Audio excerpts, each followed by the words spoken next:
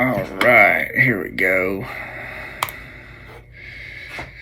So this whole top. First, I'm going to lay out the scene here. So it is about to rain, and it actually ends up raining on us right as we finish the search for this deer. We gridded the entire property. I'm looking at my screen here, watching what you guys are watching, and what I'm trying to do is follow a deer that we think may or may not be the one that he shot, but it's moving incredibly well for what it is. Just kind of a little bit on the slow side, but not terribly. Pretty confident that that's not it. But the road from where we are is not terribly far away, and so what we're looking at is, just to lay this out a little bit better, is there is a pond where we're at. We're on probably like 100-acre tract of land, something like that, and there's houses and subdivisions and things that are next to where we are, so we do not have a very big search area. So if this buck is not found right here in this little area where we are, then it's just out of luck, or he's out of luck, I'm out of luck, we're all out of luck. But something really interesting happened, and I've been wondering from day one, how long will an animal or a deer or whatever it is stay hot? How will it stay hot long enough for me to see it if it's days later after a heavy rain or something like that? And in this particular case, it's rained for days here. It's rained every day for over 2 weeks, and so I think that's probably why this big buck had come out and showed himself, was that it was just a shade out of where out of the bad weather. And so in this gap of weather, we're looking around for this deer, and what we find is a bear. And the bear had been dead. You'll be able to see right here, the road is not very far away from where we are, and so the deer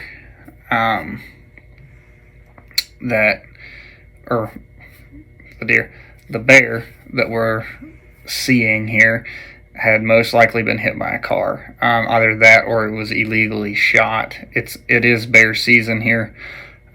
The problem is these guys are the only ones who hunt here, and they have not shot a bear. So most likely someone either from a neighboring property shot it and didn't find it, or it got hit by a car, and it had been dead for a pretty long time. A little bit graphic, but it had maggots on it all over it. It had already really started to decay, and it's been pretty cold here.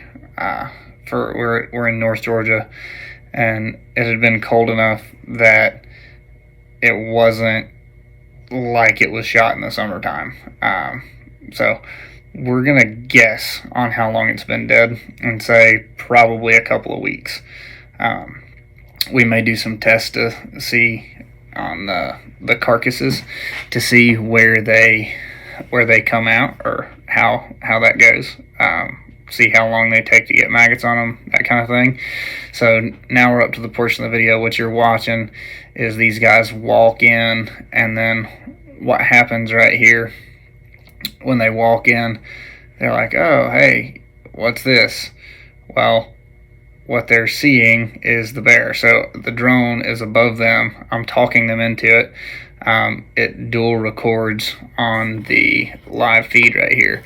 So what you're seeing on the left-hand side of the screen is the outline of that bear. We guessed it to weigh about 250 pounds, and the light's not too good. The only light that you can see right now is actually based off of their flashlights. And so that was the whole deal. And the conclusion to the entire thing is that I don't know what amount of time we'll be able to find a deer once it's dead, but I'm gonna assume that it's gonna be at least long enough for us to find it, at least a couple of weeks.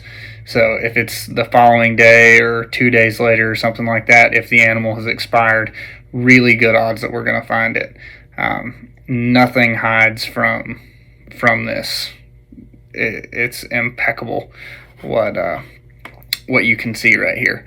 And so I would highly recommend, if you've made a shot marginal, you're not sure, to go have someone with a drone with these capabilities. It's seeming to be the only way to go. We've tracked deer for 5 years now with my German Shepherd dog. We've had a lot of success, and most of the time it just seems like the trail runs cold. Well, what we're seeing now is a lot of these deer that were like, slam dunk shots, so they thought. I mean, let's be real, it wasn't a slam dunk shot, if you have to call me. But there are times where we did find deer with the dog. A lot of times we would bump those deer and see them, but based off of what I'm seeing now, especially hearing some of the feedback from the hunters that we're getting, if they're not dead, the idea that you're going to sneak up on a mature buck and finish it off if it's not almost dead or something like that is pretty implausible. So the best thing that you can do is find out whether it's dead or not. If it is, you can go right up to it, and if it's not, then we can drop a pin. You can go the following day or 2 days later, whatever it is, to the next location and see if it's still there anywhere around it. And that's what I would do. Then you don't have to worry about bumping them running off your property. If they've bedded down somewhere, they feel that it's safe. As long as they don't get bumped by people or dogs or coyotes or something like that, they're probably going to expire there if the shot was fatal.